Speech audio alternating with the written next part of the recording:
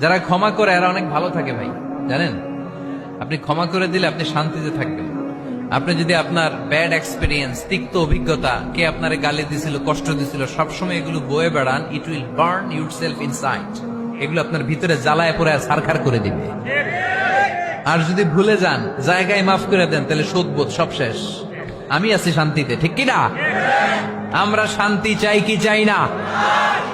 আমরা অতীতের এই কষ্ট বুকে নিয়ে আর চলতে চাই? সমাধান একটাই, ক্ষমা করে দেন। স্টামফোর্ড ইউনিভার্সিটি, ক্যালিফোর্নিয়ার স্টামফোর্ড ইউনিভার্সিটির একজন প্রফেসর ফ্রেডরিক লাস্কিন, ওনার একটা আর্টিকেল আমি পড়েছি। ওখানে উনি গবেষণা চালিয়েছেন, অনেক মানুষের মধ্যে গবেষণা চালিয়ে দেখেছেন যে যারা অন্যরা ক্ষমা করতে পারে না, এদের রোগবালাই বেশি, কষ্ট বেশি। আর যারা সহজে ক্ষমা করে দেয়, এরা সবসময় শান্তিতে থাকে। এটা পরীক্ষিত।